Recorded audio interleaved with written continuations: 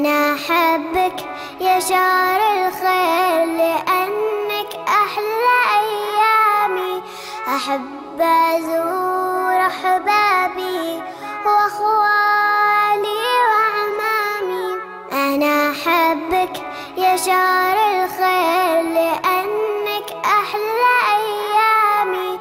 أحب أزور أحبابي وأخوالي وعمامي.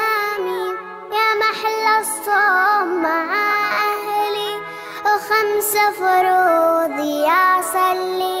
يا محلى الصوم مع أهلي و5 فروض يا صلي.